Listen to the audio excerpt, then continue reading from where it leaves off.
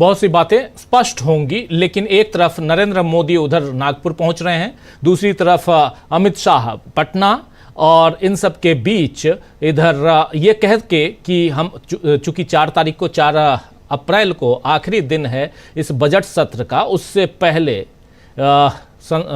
वक्फ संशोधन बिल जो है उसको पास करा लेंगे।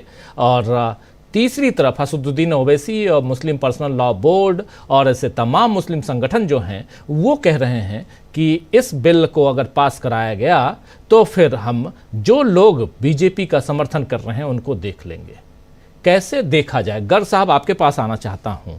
क्या एक आने वाले समय में हम एक उथल पुथल देखने वाले हैं क्या इस सियासत में? देखिए, वक्फ बिल को लेकर मैं अपना नजरिया पेश थोड़ा कर सकता हूँ जी। ओवैसी मुसलमानों के नेता नहीं हैं, मुसलमान उनको अपना नेता नहीं मानते। ओवैसी की परीक्षा इस चीज में है कि वो बीजेपी के कितने खिलाफ हैं, कि बिहार में अपने उम्मीदवार खड़े करते हैं कि नहीं करते हैं। बंगाल में ओवैसी की पार्टी ने कह दिया है कि वो सारी सीटों पर अपने उम्मीदवार खड़े करेगी। ओवैसी की पार्टी जो है वो बीजेपी की पार्टी है, बीजेपी की बी टीम है, ये आमतौर से माना जाता है। पहली चीज तो ये है राजीव जी। दूसरी चीज ये कि बीजेपी को मुसलमानों के वोट की चिंता नहीं है। बीजेपी जिस चीज पर काम कर रही है वो ये कर रही है कि उसको मुसलमानों की चिंता नहीं करना है। मुसलमान वोट अगर वक्फ का जो बिल है, संशोधन अधिनियम है, वो आ जाता है, मान लीजिए कि आप कह रहे हैं कि 4 अप्रैल तक ही है सेशन, आ जाता है, तो उससे उसको कोई फर्क नहीं पड़ता है बीजेपी को कि मुसलमान उसको वोट देंगे कि नहीं देंगे, क्योंकि अगर नहीं आता है तब भी मुसलमान बीजेपी को वोट नहीं देंगे, ये बीजेपी को पता है। तो वक्फ अधिनियम कोई गारंटी नहीं है बीजेपी के लिए कि वो आ गया तो दे देंगे और नहीं आ गया तो नहीं देंगे और नहीं आया तो दे देंगे। बीजेपी को पता है कि जो मुस्लिम वोट हैं वो पूरी तरह से बीजेपी के खिलाफ है।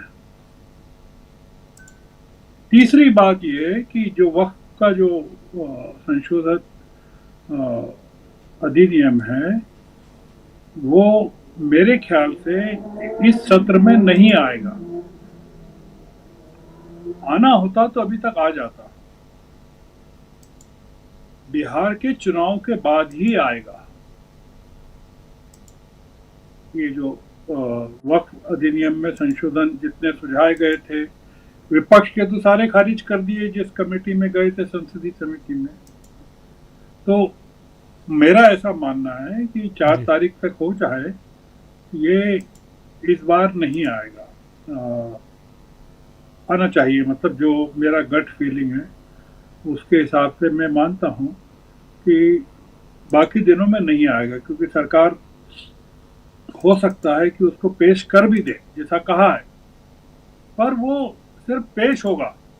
वो देखिए, वो जो परंपरा है वो लोकसभा में पेश होता है कि राज्यसभा में पेश होता है, दोनों सदनों में जाना चाहिए, तब तक सत्र का अवसान हो जाएगा। तो उसमें यह है कि अगले सत्र में उसको लेते हैं कि नहीं लेते हैं, तो वो पुराने कई विधेयक है जो एक सत्र में पेश हुए दूसरे सत्र में पेश ही नहीं हुए, खत्म हो गए अपने आप। तो इसलिए बीजेपी पर बहुत भरोसा करना चाहिए अपने को कि वो हम लोग जिस तरह की बातें सोच रहे हैं या डिबेट में है, वो उस तरह का बीजेपी अगर सोचने लगे तो बहुत सारी चीज़ें दिक्कत पैदा कर देंगी बीजेपी के लिए। तो मेरा ऐसा मानना है राजीव जी की मुसलमानों की बीजेपी को बिल्कुल चिंता नहीं है, कोड़ी की चिंता नहीं है, और इसलिए वो मानती है कि बिल, नहीं तो देखिए कि ये वो कह रहे हैं, ये जो ओवैसी कह रहे हैं, जी इतनी धमकियां दे रहे हैं। ओवैसी ने क्या कर लिया उत्तर प्रदेश में? रमजान के आखिरी शुक्रवार को नमाज को लेकर जो मेरठ में इतना वो हुआ, संभल में इतना हुआ, ओवैसी ने क्या कर लिया? या मुसलमानों के नेताओं ने क्या कर लिया?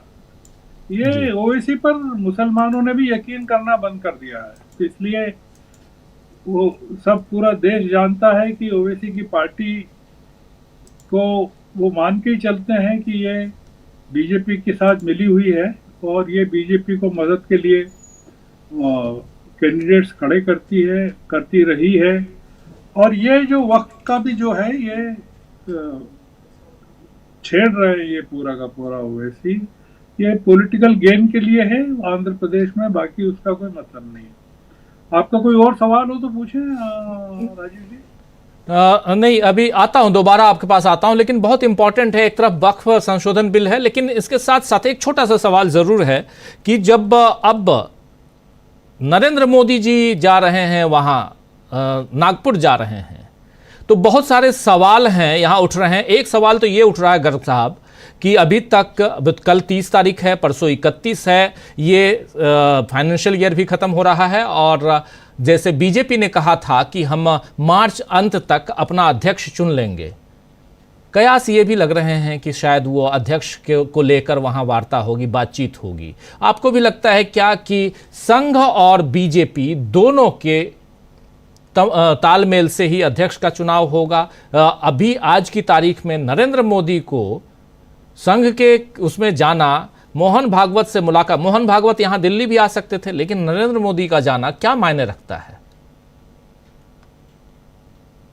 देखिए, नरेंद्र मोदी वहां जा रहे हैं, इसका मतलब यह है कि संघ का नया अध्यक्ष तय हो चुका है। बीजेपी का नया अध्यक्ष तय हो चुका है। अगर नहीं तय हुआ होता तो मोदी जी वहां संघ की बैठक में या मोहन भागवत से मिलने नहीं जाते। संघ को एक चीज पता है राजीव जी कि इस सरकार को बनाए रखना जरूरी है, और संघ को यह भी पता है कि आने वाले चुनाव में भी बीजेपी को जीतना जरूरी है। तो हम जो कल्पना कर रहे हैं, आप मान लीजिए कि एक जो बात कही जा रही है कि अगर संघ को कोई ऐसा नाम मंजूर नहीं होगा जो मोदी जी द्वारा सजेस्ट किया गया होगा, तो मेरा ये पूछना है कि अगर ऐसा हो गया, मान लीजिए कि कोई ऐसा नाम हो गया जो मोदी जी को भी मंजूर है और संघ को भी मंजूर है, तो हम क्या कहेंगे कि संघ की, मोदी जी की जीत हो गई संघ के ऊपर? हमारा डिस्कशन क्या होगा कि संघ ने हथियार डाल दिए मोदी जी के सामने। क्या संघ ये चाहेगा कि वो ऐसे आदमी को अपॉइंट कर दे जिससे मोदी जी कोई संबंध नहीं रखें, या पूरी की पूरी बीजेपी जो मोदी जी के द्वारा डोमिनेटेड है उसका कोई कनेक्ट ही नहीं हो? जैसा उसको मान लीजिए कि किसी जमाने में हम कांग्रेस में देखते थे, सीताराम केसरी को नियुक्त किया तो वो पूरा का पूरा जो एक कांग्रेस थी जो सोनिया गांधी के नेतृत्व में थी, उसका कोई कनेक्ट नहीं था उनके साथ जी। ये थोड़ा सा, मतलब मैं गलत भी हो सकता हूँ, मैं कोई उसमें कोई बहुत अपना दावा नहीं कर रहा हूँ, मैं अपना एक एनालिसिस कह रहा हूँ कि मोदी जी के जाने का एक मतलब ये भी है कि वो संघ को खुश करने जा रहे हैं कि भाई चलिए मैं आ गया, उसमें क्या दिक्कत है? आपको लगता है मैं 11 साल में नहीं आया तो आ गया, तो चले गए। वो राम जन्मभूमि के शिलान्यास के अवसर पर मोदी जी के साथ थे, वो मंदिर के उद्घाटन के समय वो मोदी जी के साथ थे भागवत, और राम जन्मभूमि को वो मोहन भागवत देश की आजादी का असली दिन मानते हैं। तो थोड़ा सा मैं एक मेरा जो नजरिया है थोड़ा, मैं अलग किस्म से थोड़ा प्रैक्टिकली चीजों को ये देख रहा हूँ कि ये जब कमजोर है बीजेपी, तो कॉन्फ्रंटेशन बीजेपी नहीं चाहती है, क्योंकि जो पूरा मुद्दा इस बहस इस चीज से शुरू हुई थी नड्डा जी के बयान से, जो पांचवें चरण के लोकसभा के चुनाव के मतदान हो रहा था, और पांचवें चरण के मतदान के ठीक एक दिन पहले उन्होंने नड्डा जी ने कहा था, वो जो बोन ऑफ कंटेंशन है वो बयान है। और उसमें ये था कि 400 सीटें जीत जाएंगे, तो हमको तो संघ की जरूरत ही नहीं है, संविधान की भी जरूरत नहीं है। अब नहीं जीत पाए, 240 पर अटक गए। तो बीजेपी को ये पता है कि उसमें संघ की भूमिका क्या थी महाराष्ट्र में, संघ की भूमिका क्या थी हरियाणा में, संघ की भूमिका क्या थी दिल्ली में। तो इसलिए कोई संघ को नाराज करके बीजेपी जीतना चाहती हो या बढ़ना चाहती हो, मोदी जी बढ़ना चाहते हो, मुझे नहीं लगता है, क्योंकि मैं उसको बहुत प्रैक्टिकल नहीं देखता हूँ।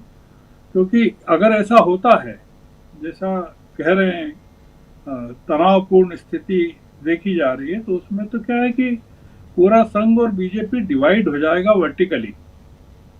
तो वो आप सोचिए ना कि जिस तरह की सिचुएशन है पॉलिटिकल, उसमें कोई समझदार नेतृत्व इस तरह की कॉन्फ्रंटेशन कहाँ अब करता है कि वो अड़ जाए कि नहीं मैं तो इसी को चाहता हूँ, और वो अड़ जाए कि मैं इसी को चाहता हूँ।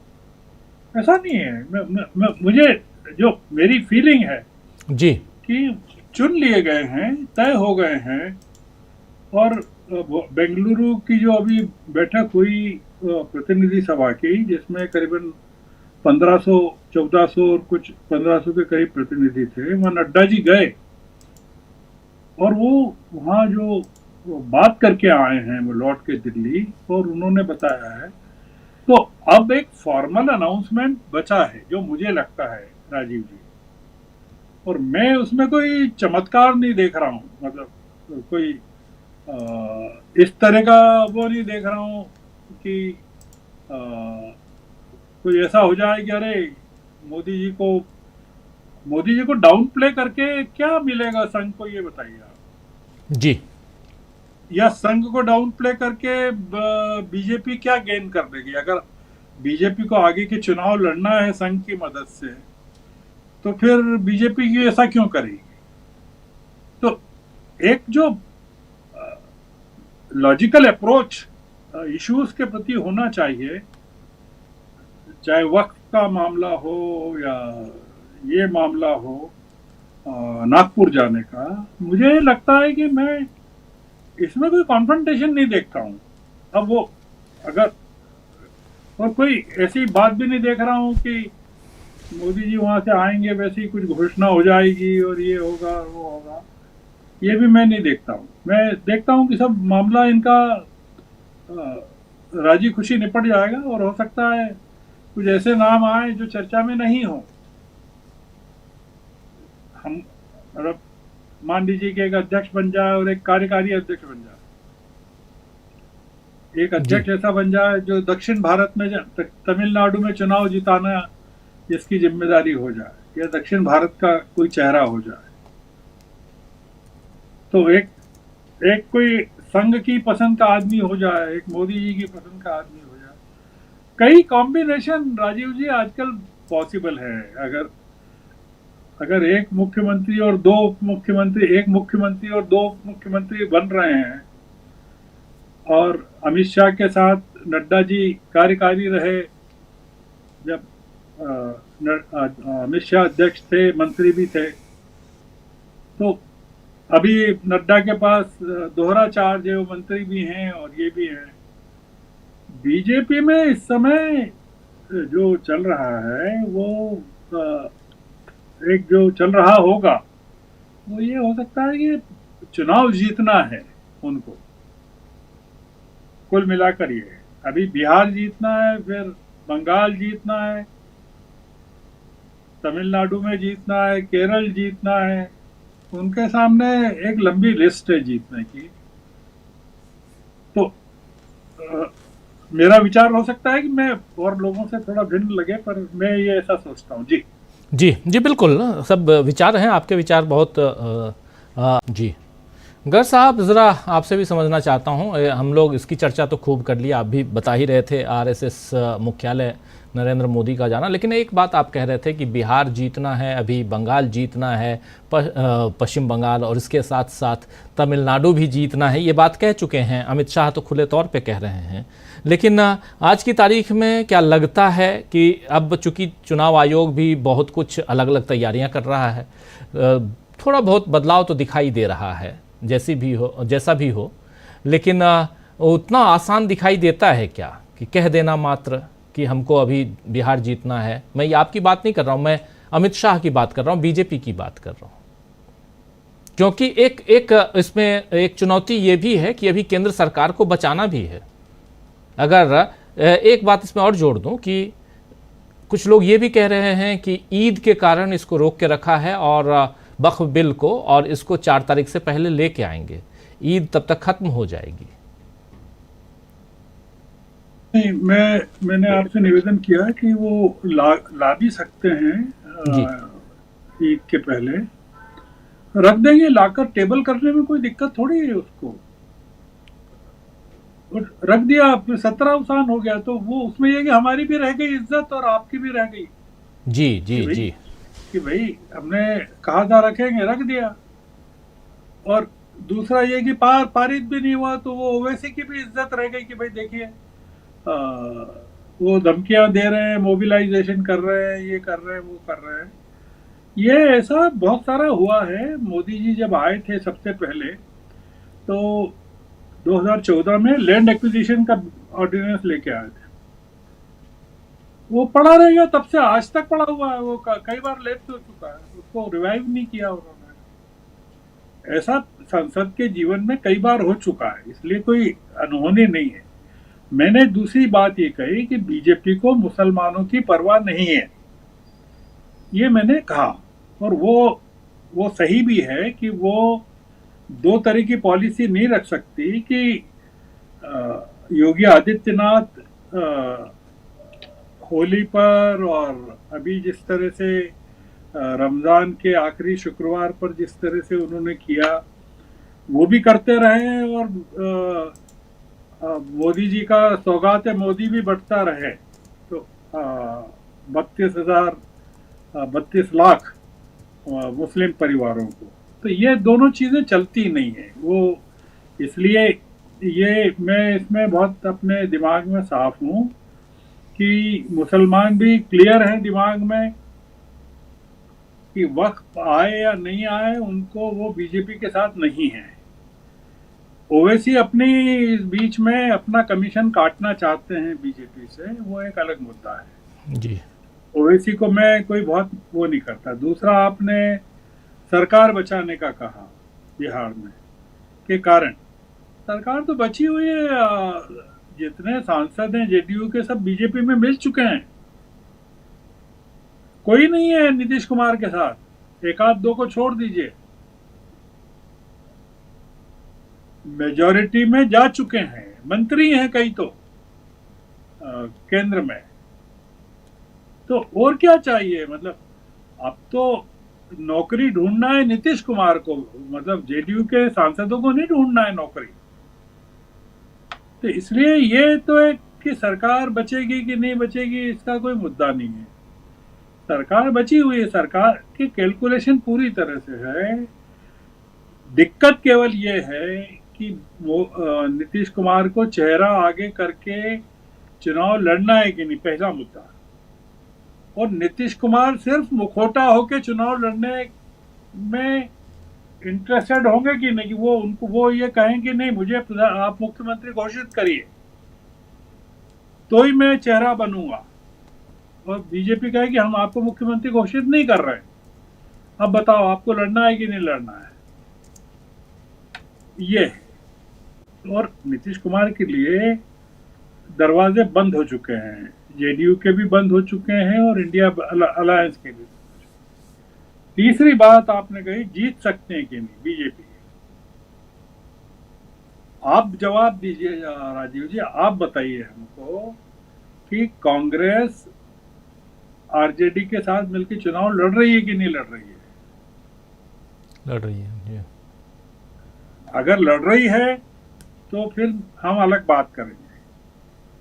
मुझे जो लग रहा है आज की तारीख में वो ये लग रहा है कि कांग्रेस जिस तरह से चल रही है वहां, और ये जो चल रहे हैं अपने तेजस्वी यादव जिस तरह से चल रहे हैं, दोनों अलग अलग चल रहे हैं। ऐसी स्थिति में ये पूरा का पूरा एडवांटेज बीजेपी है वहां। तो आप देख लीजिए, आप मुझे कोई भी एक क्लिपिंग बता दीजिए, या आपके पास तो इतने रिसोर्सेस हैं कि जब से ये कृष्णा गए हैं वहाँ, जी, वल्लभरू गए हैं, वल्लभरू गए हैं, उनकी कोई मुलाकात हुई है क्या तेजस्वी से? नहीं। या आप मुझे बता दें कि ये जो कन्हैया कुमार यात्रा कर रहे हैं उनमें उसमें इसका एंडोर्समेंट है क्या? अभी तो जो झगड़े चल रहे हैं वो ये चल रहे हैं कि बिहार को लेकर जो कांग्रेस की बैठक बुलाई उसमें पप्पू यादव को नहीं बुलाया। तो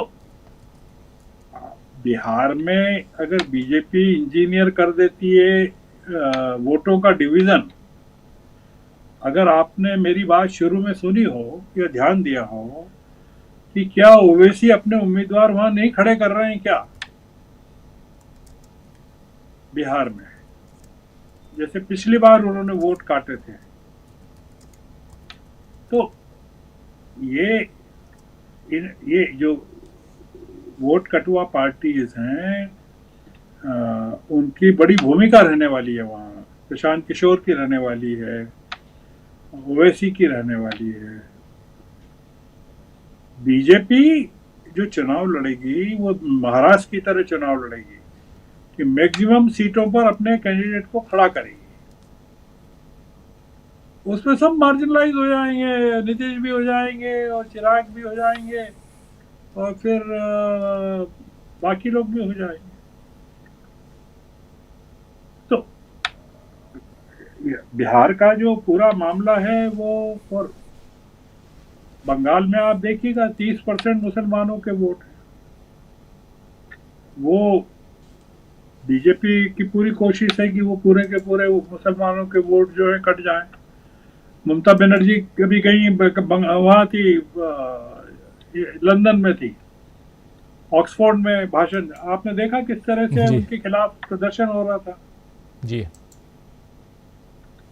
ये क्या तैयारी है? ये यही तैयारी है ना, बंगाल की तैयारी चल रही है बीजेपी की।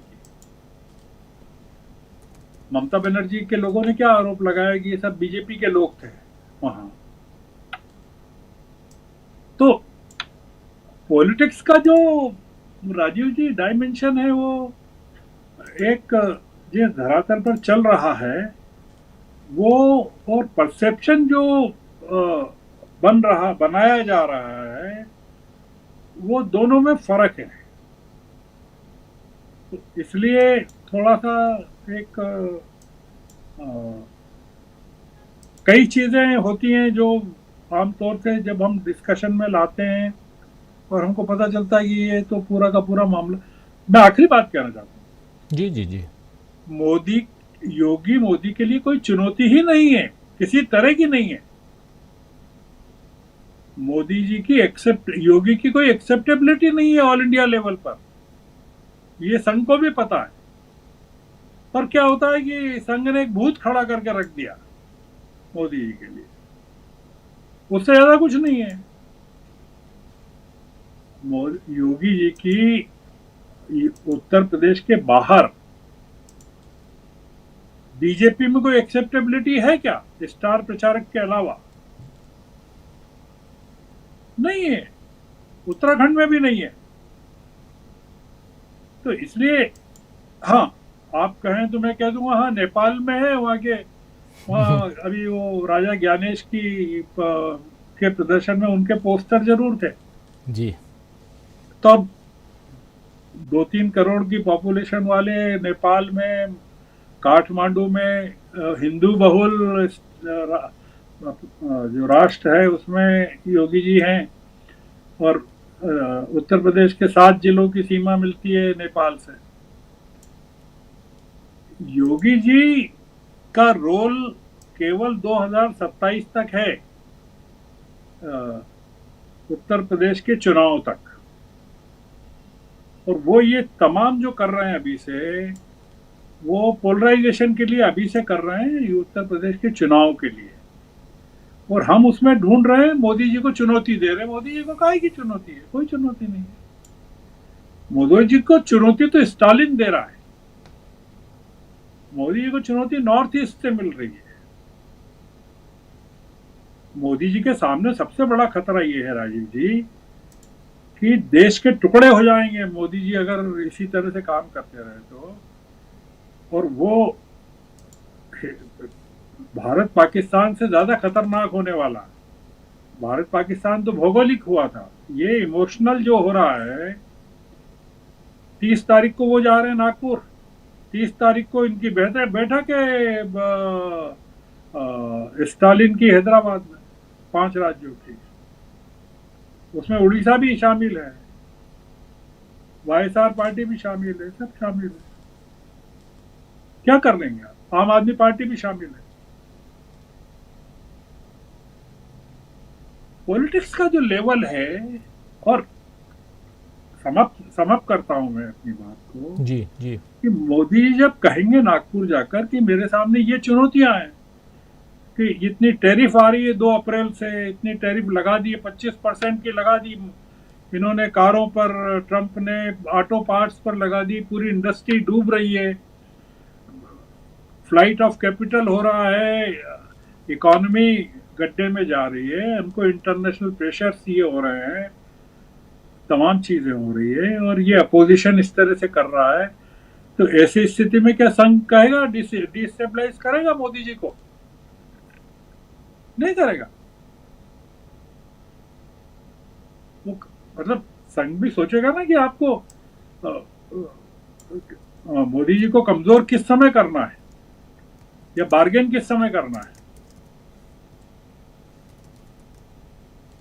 तो आपका विषय क्या है? काफी बड़े थे, पर मैं माफ करें मैंने अगर ज्यादा टाइम ले लिया होगा। नहीं नहीं नहीं, बिल्कुल बिल्कुल टाइम नहीं लिए हैं आप, और बहुत इंपॉर्टेंट बातें आप बता रहे हैं, कह रहे हैं। प्लीज़ अपनी बात आप और आगे बढ़ा सकते हैं।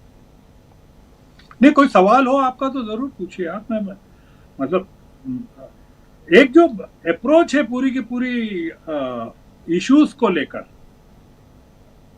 वो अप्रोच मोदी, देखिए एक चीज राजीव जी है कि मोदी जी का जो काम है वो काफी एक मेटिकुलस जो होता है ना, कि कपड़े पहनने से लगा के श्रृंगार करने तक, और लोगों को पूरी देश दुनिया को मूर्ख बनाने तक, वो सारा कैलकुलेटेड रहता है। मतलब कोई वो ऐसा नहीं होता कि वो उठ के खड़े हुए और भाषण देना शुरू कर दिया। वो पूरी तैयारी से जा रहे हैं नागपुर भी। ऐसा है कि वो उनको ये तैयारी है कि भागवत जो है, कौन से महाराष्ट्रियन ब्राह्मण हैं, संघ पर किन ब्राह्मणों का कब्जा है, कितने कायस्थ हैं उसमें, कितने चंद्र प्रभु कायस्थ हैं, कितने मराठा हैं कि नहीं है। संघ में मराठा बिल्कुल नहीं है, बहुत कम से कम है। तो वो भागवत को कैसे खुश करना उनको आता है, भागवत खुश हो जाएंगे। आप वहां पाएंगे कि मोदी जी का भयानक तरीके से स्वागत हुआ संघ कार्यालय में। क्या कर लेंगे आप? उनको शॉल दे रहे हैं और वो दुपट्टा पहना रहे हैं और वो कर रहे हैं, तो फिर क्या कर लेंगे हम? एक इनका जो ऊपरी वो रहता है ये दिखाने का कि लोगों में चर्चा करवा दो, डिबेट ये करवा दो, बहुत झगड़े हैं, और फिर बता दो, एंटी क्लाइमेक्स पैदा कर दो कि कोई झगड़े नहीं है हमारे। बोले झगड़े तो ये मीडिया वाले पैदा करते हैं। ये अफोर्ड नहीं कर सकते, मैं ये कह रहा हूं झगड़े हों, अंदर ही अंदर रहेंगे, ये मैं कह रहा हूँ। अभी जो हालत है उसमें ये अपने झगड़ों को बाहर एक्सपोज नहीं करेंगे, और संघ स्ट्राइक करेगा राइट टाइम पर। वो राइट टाइम आएगा जब आने वाला है, मतलब वो भी आने वाला है, वो भी ज्यादा दूर नहीं है, पर आएगा, वो भी थोड़े दिनों में आने वाला, वो टाइम भी आने वाला है। जी बिल्कुल बिल्कुल। संघ और संघ मुख्यालय जा रहे हैं प्रधानमंत्री नरेंद्र